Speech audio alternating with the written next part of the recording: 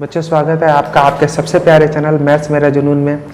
आज हम exercise 2.2 polynomials का क्वेश्चन नंबर 2 कंप्लीट करेंगे। और क्वेश्चन नंबर 2 को करने के लिए क्या क्या चीज़ें होनी चाहिए इस चीज़ के बारे में हम डिस्कस करने वाले हैं बच्चों। तो इसमें सबसे पहले हमें कुछ रिलेशन को समझना है, फिर उसका यूज करके हमें सवाल को सॉल्व करना है। मान के चलो कि देयर इज़ अ पॉलिनोमियल, एक पॉलिनोमियल है बच्चों जिसके बारे में हम डिस्कस करेंगे। ठीक है, उस पॉलिनोमियल के जीरोस दिए हुए हैं, जीरोस गिवन है। मान लें जीरोस गिवन है तो एक जीरो अल्फा है और एक जीरो बीटा है बच्चों। अगर दोनों जीरोस गिवन है तो अब आप सोचो हम क्या करने वाले हैं। हम ये करने वाले हैं कि अब क्वेश्चन ये होता है कि जो दोनों जीरो गिवन है वो पॉलिनोमियल कौन सी है, ये बात बताओ। देखो बच्चों कैसे करते हैं। तो उसके लिए हमें क्या करना होगा कि अगर ये अल्फा और बीटा जीरोज हैं तो जो 9th में पढ़े थे उस नियम के अनुसार से x माइनस अल्फा क्या होगा, उस पॉलिनोमियल का फैक्टर होगा, और x माइनस बीटा भी उस पॉलिनोमियल का फैक्टर होगा।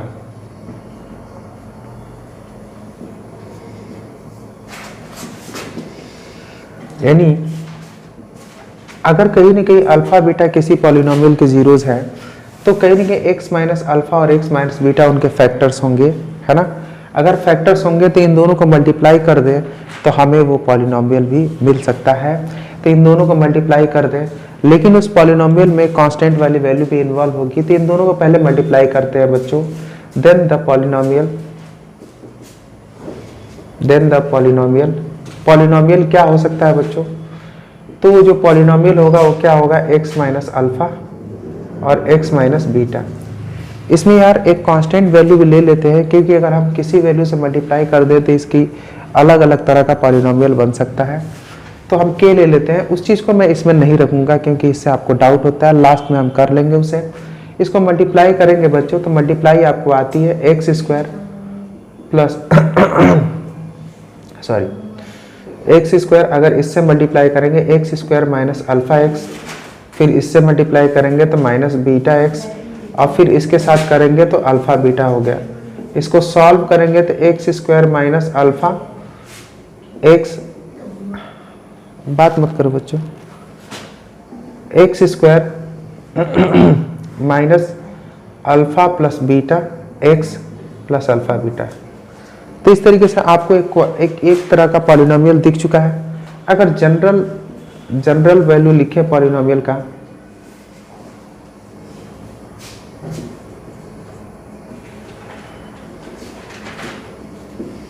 अगर पॉलिनोमियल का जनरल एक्सप्रेशन लें तो हम कहीं ना कहीं k लिख सकते हैं, अपने तरफ से कांस्टेंट वैल्यू दे सकते हैं, x square minus alpha plus beta x plus alpha beta हो गया।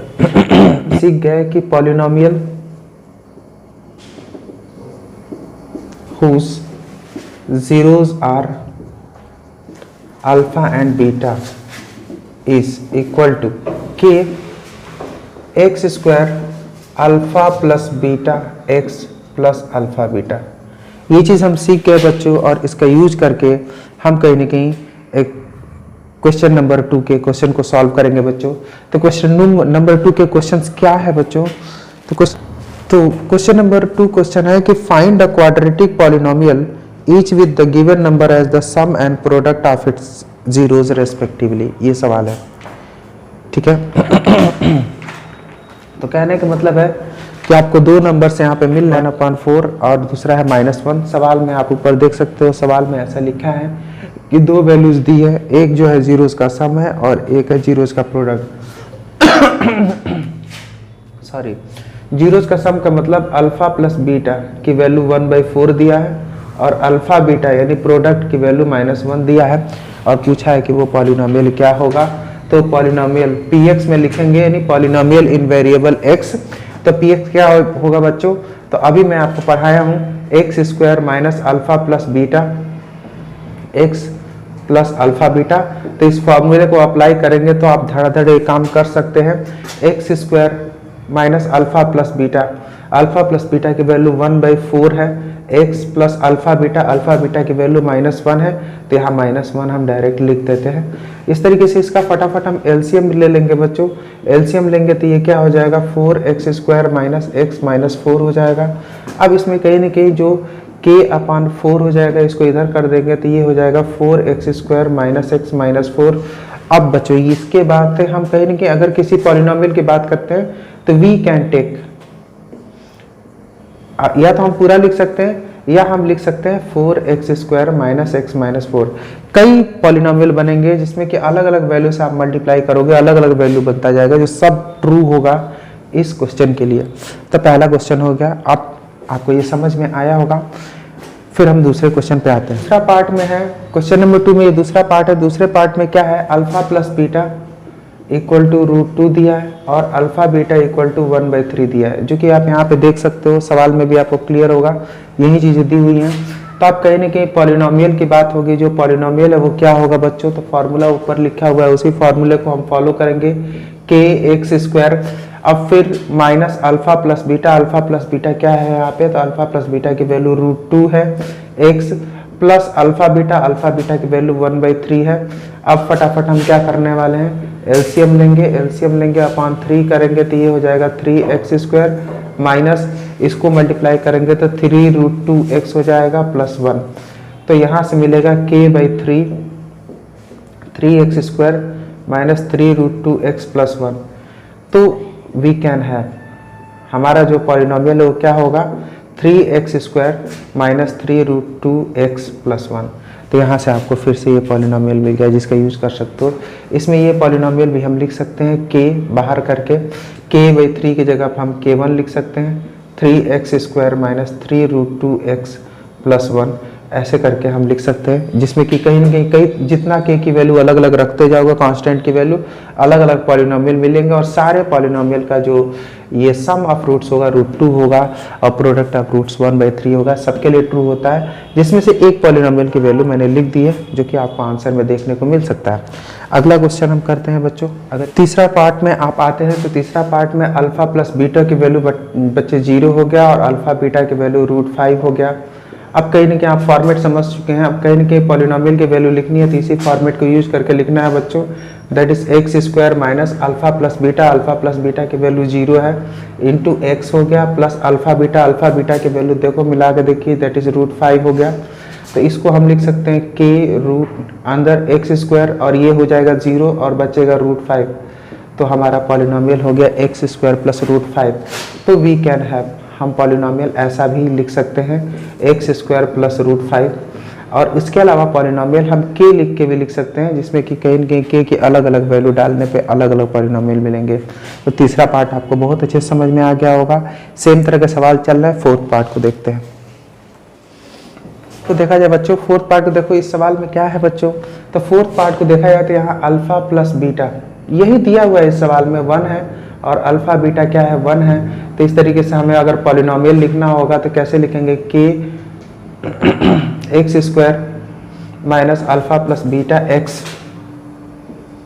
Plus alpha beta. अब देखो अल्फा प्लस बीटा की वैल्यू कितनी है 1 है और अल्फा बीटा की वैल्यू भी कितनी है 1 है। तो ये इक्वेशन क्या हो गया बच्चों, x² माइनस x प्लस 1, जिसको हम कहीं ना कहीं वी कैन हैव, हम ऐसा भी लिख सकते हैं आंसर, हम एक वैल्यू ले सकते हैं x² माइनस x प्लस 1 और k के फॉर्म में भी लिख सकते हैं क्योंकि वो भी करेक्ट है। हम एक पर्सनल वैल्यू ले लिए, आप अकेला वैल्यू भी लिख सकते हैं, इसका जो सम ऑफ रूट 1 होगा और प्रोडक्ट ऑफ रूट भी 1 होगा। तो इस तरह से फोर्थ क्वेश्चन भी सब। तो बच्चों फिफ्थ वाले क्वेश्चन में आते हैं और फिफ्थ वाले क्वेश्चन को देखते हैं। इसमें दिया है अल्फा प्लस बीटा की वैल्यू कितनी है, -1/4 दिया है जो कि दिया हुआ है और अल्फा बीटा की वैल्यू कितनी है बच्चों 1/4 दिया हुआ है। तो फिर से कहीं ना कहीं पॉलिनोमियल का यही तरीका है, पॉलिनोमियल अगर हमें निकालना है तो यही सवाल है। तो जो पॉलिनोमियल इन x वेरिएबल है इसीलिए पॉलिनोमियल इन x ऐसे ही लिखा जाता है। अब इसके हिसाब से कहीं ना कहीं हम k लिखेंगे, फिर x² लिखेंगे बच्चों, फिर अल्फा प्लस बीटा x है, अल्फा प्लस बीटा की वैल्यू -1/4 है हम लिख लेते हैं और अल्फा बीटा की वैल्यू जो कि प्लस अल्फा बीटा की वैल्यू 1/4 है, ठीक है। फिर यहाँ पे लिखते हैं k x² minus plus 1/4x plus 1/4। अब इसको कहीं ना कहीं k कॉमन ले लेंगे तो this is 4x² plus x plus 1 ऐसा हो जाएगा। इसको और आगे लिखेंगे तो k/4 हो जाएगा। And this is 4x square plus x plus 1। ये जनरल वैल्यू हो गई। k/4 को हम सिंपली k1 लिख देते हैं, 4x square plus x plus 1। ये एक k1 और लिखने का क्या मतलब है, k1 एक कांस्टेंट है जिसकी अलग अलग वैल्यू होती है। मैं कह रहा हूँ कि आप इन न्यूमरस पॉलिनोमियल लिख सकते हो। आपको अगर समझ में नहीं आता है तो 1 मिनट के लिए आपको एग्जांपल दे देता हूँ। k1 की वैल्यू अगर कहीं न कहीं मैं 2 रखता हूँ तो 2 ब्रैकेट में 4x square plus x plus 1।